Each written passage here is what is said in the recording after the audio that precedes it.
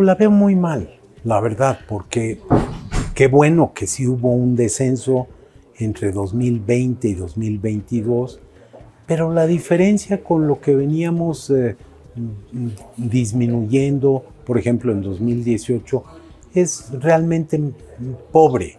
Debería este país hacer un gran esfuerzo para tener una política integral de combate a la pobreza y la desigualdad. Lo comenté en el trabajo, están los datos, son nacionales, hay internacionales, hay gubernamentales, hay de organizaciones privadas, pero todos coinciden.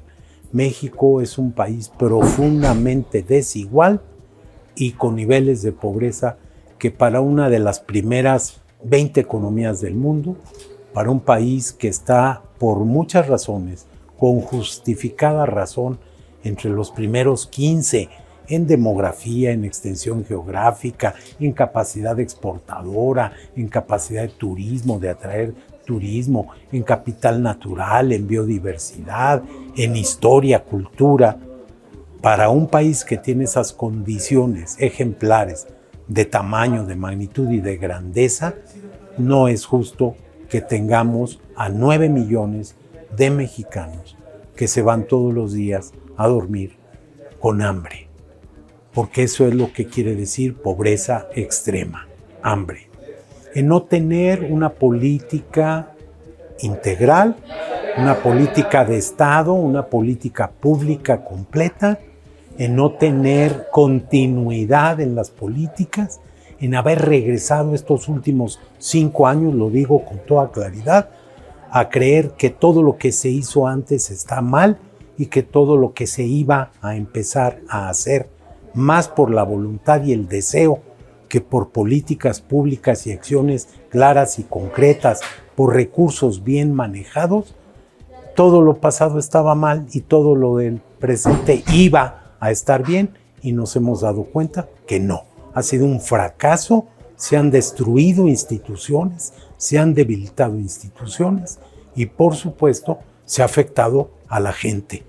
La prueba viva es en salud. 800,000 muertos en exceso con la cifra oficial, no con estimaciones, cifras oficiales. Entre 2020 y 2022, en 3 años, 800,000 muertos más de lo que hubiéramos debido esperar.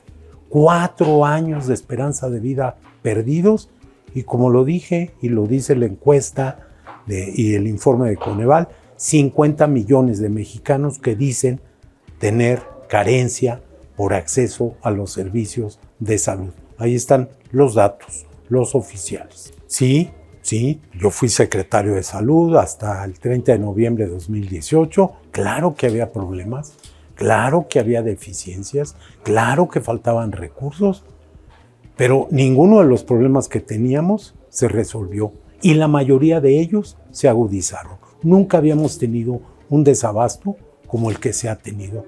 Nunca habíamos tenido pérdida de años de vida, por lo menos en los últimos 80 años. Pérdida de esperanza de vida al nacimiento. Nunca habíamos tenido las carencias que se han tenido en estos años en materia de salud y nunca se había generado, por lo menos otra vez, desde los años 30 para acá, un ambiente de división y de enfrentamiento entre mexicanos. Los mexicanos no somos enemigos de otros mexicanos. Podemos ser diferentes, pensamos de manera distinta, pero no somos nuestros propios enemigos. Ahí está parte del problema.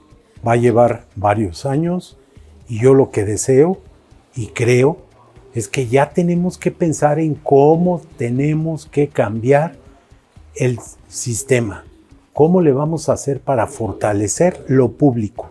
¿Cómo debemos hacer para generar un verdadero servicio nacional de salud y para apostarle, para seleccionar, para dar prioridad a grandes asuntos y temas?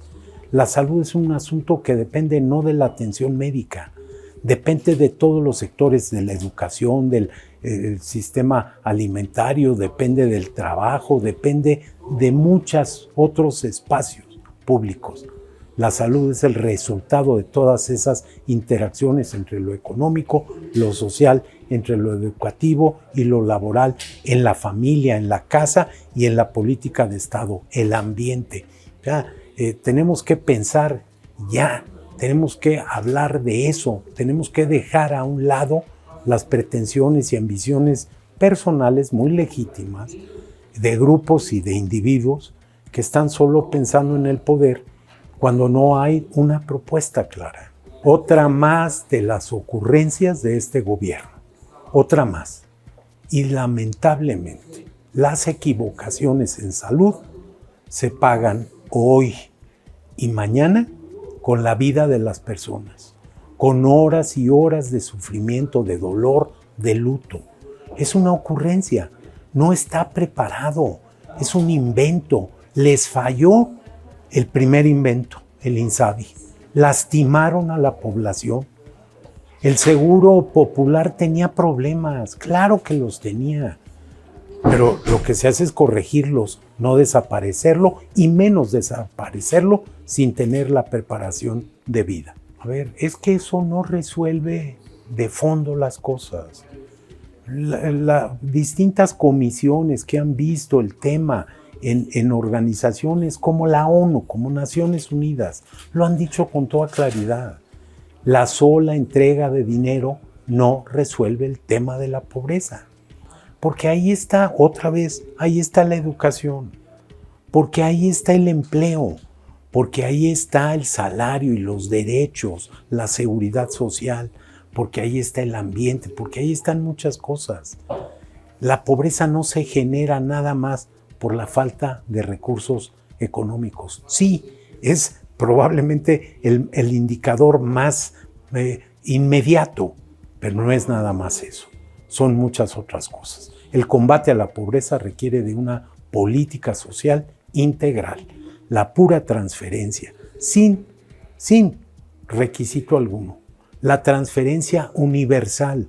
Hay cientos de miles, probablemente millones de mexicanos que no requieren recibir una pensión porque tienen condiciones de solvencia para resolver sus problemas suficientemente, sin ninguna dificultad. ¿Para qué hacer esto particularmente en este momento? La renta universal es otra cosa, las condiciones son diversas. No, la transferencia ha sido un absurdo. Poco cumplir lo que se comprometió a hacer y que no hace. La verdad es ironía la que estoy utilizando. Pues nos falta comprometernos de verdad. No es construyendo refinerías, es la inversión en energías limpias. Un país que tiene sol, que tiene océanos, que tiene mares, que tiene ríos, no pueden ser los hidrocarburos. Es parte de lo que está generando el problema en el mundo, no solo en este país. La llamada es a invertir en el futuro, no a invertir como en el pasado. Lo que yo veo es que los ciudadanos mexicanos tendrán que pensar cuál es su determinación, con toda libertad.